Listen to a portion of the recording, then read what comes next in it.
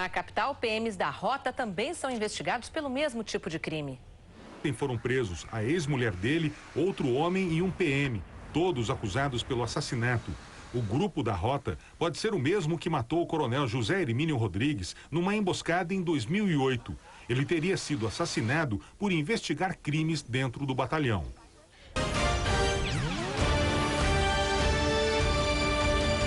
Boa noite.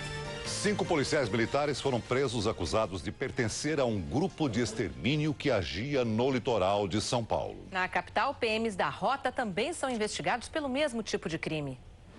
A onda de assassinatos no litoral paulista foi no mês de abril, com 23 pessoas mortas em pouco mais de uma semana. A maioria já tinha passagem pela polícia. Depois dos crimes, o policiamento nas cidades do litoral, principalmente no Guarujá, foi reforçado. De início, suspeitava-se de guerra entre quadrilhas rivais. Mas a prisão de 3 homens nesta quarta-feira deu novo rumo às investigações. Os 3 foram presos por porte ilegal de armas e munição e por suspeita de terem participado da onda de crimes em abril. Mas durante os depoimentos, eles denunciaram policiais militares como responsáveis pela maioria das mortes. 5 PMs foram presos acusados de fazer parte do grupo de extermínio e agora vão ser investigados pela Corregedoria da Polícia Militar. Segundo a denúncia, os PMs teriam começado as execuções em resposta à morte do soldado Paulo Rafael Pires, morto a mando de um traficante da região. A prisão disciplinar dos policiais vai durar 5 dias. A Polícia Militar, ela não é... São de outro grupo de extermínio de policiais da Rota. Eles seriam culpados pela morte do soldado Emerson Barbosa Santos em 2006. Ontem foram presos a ex-mulher dele, outro homem e um PM. Todos acusados pelo assassinato. O grupo da Rota pode ser o mesmo que matou o coronel José Hermínio Rodrigues numa emboscada em 2008. Ele teria sido assassinado por investigar crimes dentro do batalhão. Quer saber o porquê que eles não levaram a moto? Era 4 homens, pegava e jogava dentro da viatura, mas não bater até matar da maneira como foi. Eram 3 horas da madrugada de sábado, quando Dona Maria ouviu as sirenes. Assustada, ela saiu de casa para ver o que acontecia. Os policiais faziam uma blitz no local, quando o filho dela, Alexandre Menezes dos Santos, passou de moto, sem placa e pela contramão.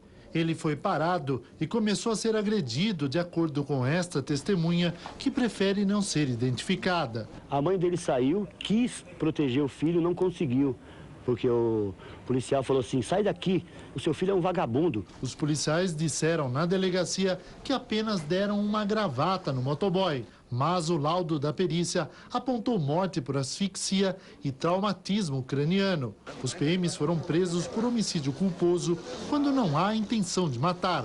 Pagaram fiança e foram soltos.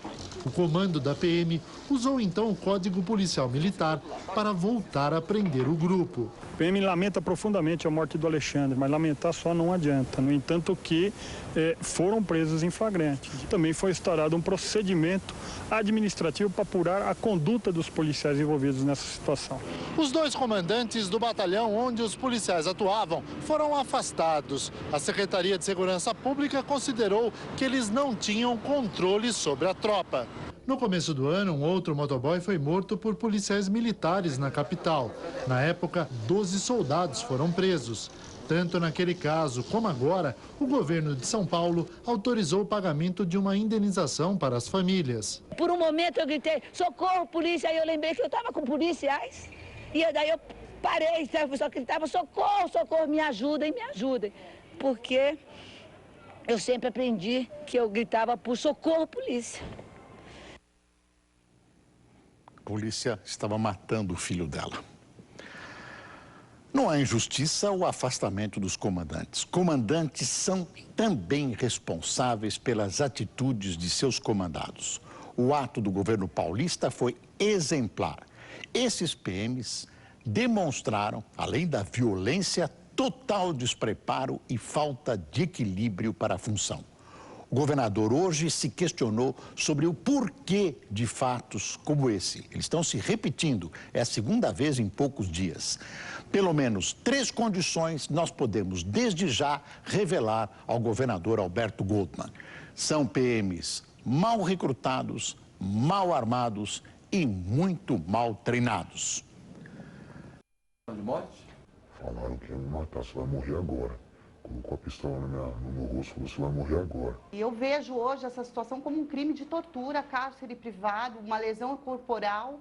E, na verdade, não aconteceu coisa pior porque a família chegou no momento da situação. No mesmo quartel da PM, 9 dias antes, o motoboy Eduardo dos Santos foi espancado e assassinado de acordo com testemunhas ouvidas em depoimento. 11 policiais militares foram levados para a corregedoria. Os policiais, desde o início, eles estão mantendo a versão. O mal começou e uma nova investigação sobre tortura será aberta, envolvendo o quartel da PM da Casa Verde.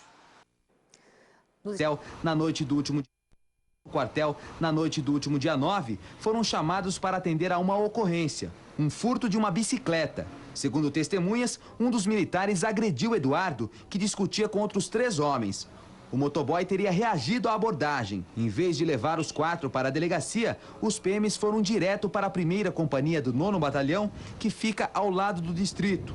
Lá, segundo os rapazes, Eduardo teria sido submetido a uma sessão de tortura. Depois, a vítima foi encontrada caída nesta esquina, na zona norte da capital paulista. Eduardo morreu no hospital. Sem identificação, a família só encontrou o corpo dele 4 dias depois, já no Instituto Médico Legal. Agora, os suspeitos serão submetidos a reconhecimento pelas testemunhas, que foram abordadas no dia 9, junto com Eduardo. Então nós queremos... A Polícia Militar e o governo de São Paulo têm uma dívida de honra com a população. Levar esse caso às últimas consequências, o que, aliás, é obrigação, inclusive divulgando os nomes dos torturadores assassinos. Trata-se de uma ação que mostra o despreparo de alguns PMs e graves falhas no recrutamento dessa gente. Como a polícia faz com todos os criminosos, quer dizer, além do processo, é preciso divulgar, eu repito, o nome desses bandidos e condená-los à execração pública. Infelizmente, a tortura continua sendo prática corriqueira nas polícias do Brasil. A Casa Branca confirmou que entre os 9 mortos na operação militar estava um jovem americano. O governo dos Estados Unidos divulgou que um jovem de 19 anos com cidadania americana foi morto a tiros na ação israelense. O Departamento de Estado afirmou que irá investigar a operação que matou outras 8 pessoas, todas de nacionalidade turca. Uma cerimônia em homenagem aos mortos foi realizada em Istambul. Milhares de pessoas compareceram ao funeral, marcado por novos protestos. O presidente da Turquia disse que Israel nunca será perdoado.